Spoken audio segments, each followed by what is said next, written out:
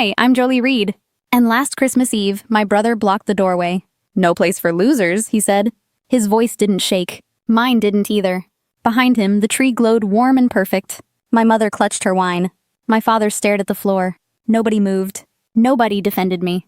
I stood there holding gifts for his kids, wrapped with care, picked out slowly, paid for by me. Always me. Jacob smirked like he finally won. I didn't yell. I didn't cry. I just said, "You're right." Then I walked away from the doorway and made one quiet decision. A decision that froze the only lifeline his family still had. By New Year's, he'd be the one knocking on my door. Before we go on, tell me where you're watching from, and one detail about your setup right now. Sofa, kitchen counter, night shift break room, anywhere.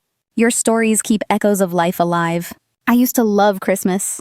The lights, the cinnamon candles, the way snow softened everything ugly. It was the one day I could pretend we were normal. But that illusion cracked years ago. Not loudly, quietly, like ice splitting under your feet. Growing up, I was the fixer. If a bill was late, I paid it. If someone needed a ride, I showed up. If Jacob lost a job, I covered the gap. No questions. No conditions. My parents called it generosity, but it felt more like assigned duty. "You've always been responsible," my mother said. Her smile looked proud, but sounded relieved. My father rarely spoke. He just handed Jacob another excuse, another chance, another way out. Over time, I stopped noticing the drain. School fees for the kids? Done. Utilities overdue? Covered. Mortgage short again?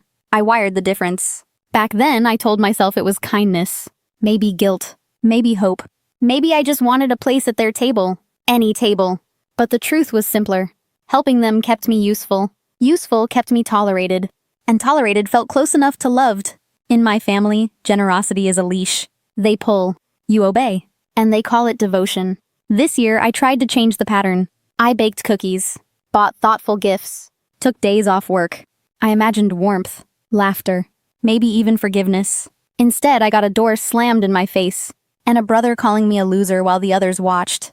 Their silence cut deeper than his words. Silence always does. It says, "We agree," without ever saying anything. Driving home that night, I finally understood. I wasn't part of a family. I was part of a system that worked only if I stayed quiet. And this time, I wasn't staying quiet anymore. I barely slept after Christmas Eve. The words replayed nonstop. No place for losers. Over and over. Sharper each time. I'd heard Jacob mock me before. But never with an audience. Never with my parents standing still. Never with that silence approving him. The next morning, I made coffee. Sat at my kitchen table. Stared at my December list. Christmas budget. Presents. Shipping receipts. Kids' school fees. My handwriting looked foreign. Like someone begging to be included. I traced every line slowly. Feeling the weight of each favor. Each payment. Each time I rescued them first. And myself last. Something inside me finally shifted. It wasn't rage. Just exhaustion. The kind that feels like truth. I opened my laptop. Logged into my accounts. There they were. Years of transfers. Kids' tuition. Daycare. Utilities. Mortgage support. Grocery top-ups. Every line a receipt of my silence. I didn't slam the laptop. I didn't cry. I just started ending things. Cancel. Cancel. Cancel. Auto payments vanished one by one. 5 minutes. That's all it took. 5 minutes to undo 5 years. I expected guilt. Already braced for it. But nothing hurt. I felt lighter. Like someone cracked a window. In a suffocating room. I made another cup of coffee. Stronger this time. Stood by the window. While snow drifted under streetlights. For once, I wasn't thinking about bills. Or repairs. Or who needed saving next. I was thinking about boundaries. How peaceful they sound. When you finally draw one. By noon, I boxed the Christmas gifts. Taped the lids shut. Didn't throw them out. Just couldn't look at them. Every ribbon felt like evidence. Evidence of how long I bought my place. And how little it earned me. That afternoon, Jacob texted, "You could have dropped the presents. Kids are waiting." I typed one word. No. Sent it. Put the phone down. He texted again. "What's your problem?" Then another. "You've changed." I didn't respond. Let him feel the quiet. Let him meet the wall. He always insisted I didn't have. By the third day, my phone buzzed nonstop. Polite messages first. Then guilt. Then anger. Then threats masked as worry. I read every one. Not to react. Just to remember. This wasn't love. This was dependency dressed as family. And I was done being their foundation. Because once I stopped paying, the truth finally surfaced. If this were your family, what would you do? Comment 1 to keep paying and keep the peace. Comment 2 to cut the money and reclaim your life. Echoes of Life is listening.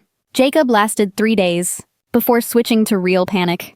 That afternoon, he stormed into my office. No call, no warning, just red cheeks and winter air clinging to his coat. "We need to talk," he hissed. My coworkers froze. Their eyes flicked between us. I led him outside, into the cold parking lot. He spun toward me fast. "You think cutting us off is fair? The kids are suffering." "They're your kids," I said quietly. He barked a laugh. "Responsibility suddenly matters to you?" Something inside me tightened, but my voice stayed calm. "You're right," I said. "I am taking responsibility. Mine." His jaw twitched. "You can't do this." "I already did." I walked back inside. Didn't look at him. Didn't give him the explosion he wanted. That night, the pounding on my door shook the frame. I checked the peephole. Jacob, face flushed, eyes wild. I opened the door a few inches. "What are you doing here?" "You need to stop this," he snapped. "You're ruining my life." I folded my arms. "You ruined your life first." He stepped closer. "You have no idea what's happening. You can't walk away from family." I almost smiled. "Family? Is that what we are now?" He didn't answer, because from the sidewalk, a soft voice cut through the cold. "Jacob, stop." Kelly stood by the car, coat half-zipped, face pale, eyes hollow from weeks of hiding truth.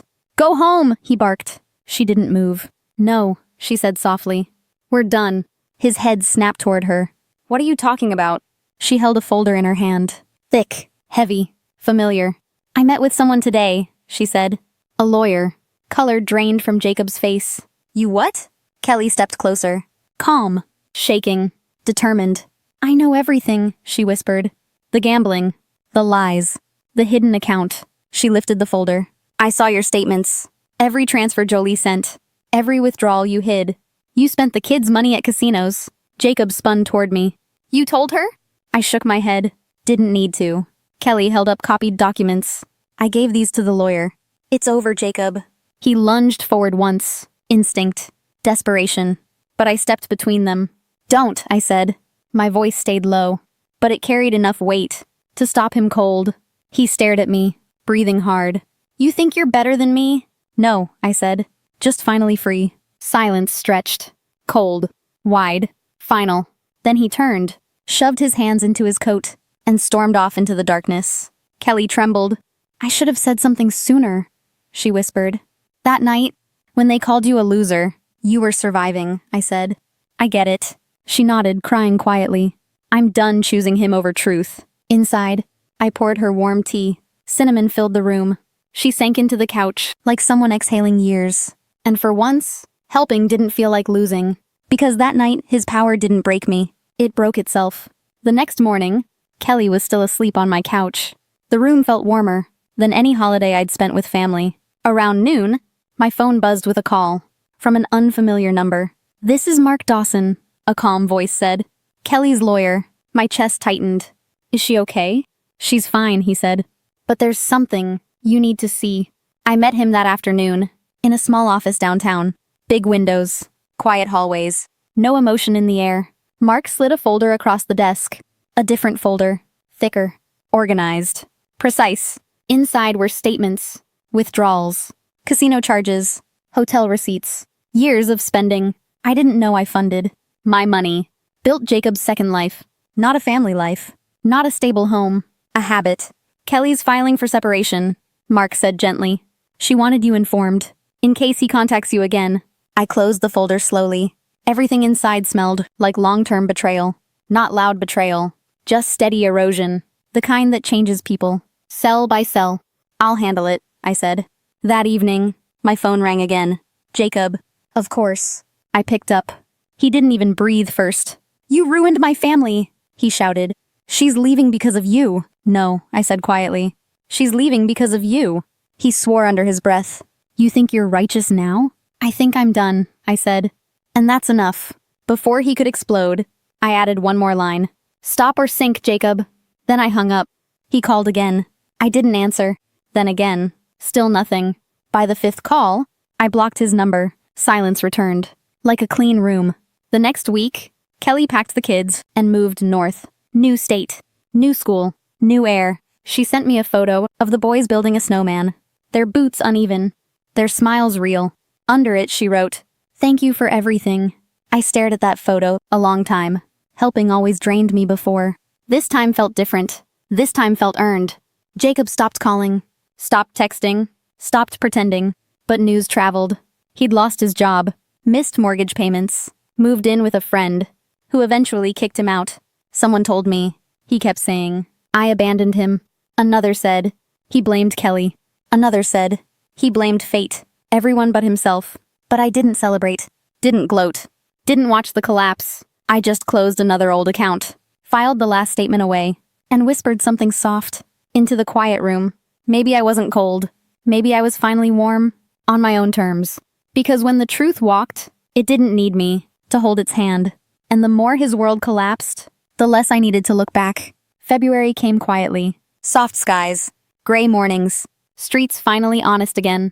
After the holiday lights disappeared, Kelly and the kids settled into their new place up north. She sent small updates. Snowmen, messy pancakes, crayon drawings on fresh walls. Each photo looked lighter than the last year of her life. Jacob vanished into the silence that follows storms. Not healing, not growing, just hiding from consequences. He built with both hands. My mother called once. Her tone clipped and blaming. "You've made things difficult for your brother," she said. "He's not himself." I almost laughed. "Maybe now he finally is," I said. She sighed and hung up. Old pattern. Old script. No space left in me for their guilt. For the first time, the guilt didn't stick. I'd spent years mistaking sacrifice for love. Years confusing duty with worth. Years letting them drain me. Because good daughters help. But help without respect isn't love. It's servitude. And I was done. I started sleeping better. Breathing easier. The quiet felt warm, not sharp. One afternoon, I walked past the old bakery. My mother loved. The cinnamon scent lingered in the winter air. For once, it didn't sting. It reminded me that sweetness can exist without obligation. A week later, a letter arrived from Kelly's lawyer. Inside was her note. "We're safe now. You gave us that." I folded it gently and placed it in my drawer, beside the last photo I ever took of my family. Not for nostalgia, for evidence of what survival looks like. I dropped off the last box of Christmas decor at a donation center. When the clerk asked if I wanted a receipt, I told her, no, I already kept the lesson. Driving home, I passed my parents' street. Their house looks smaller now, like a stage. After the play ends, I didn't stop. Because maybe I wasn't a loser. Maybe I was just the first one to stop paying. If this story touched you, please like the video, share it with someone carrying too much, and subscribe to Echoes of Life for more stories of quiet courage and truth.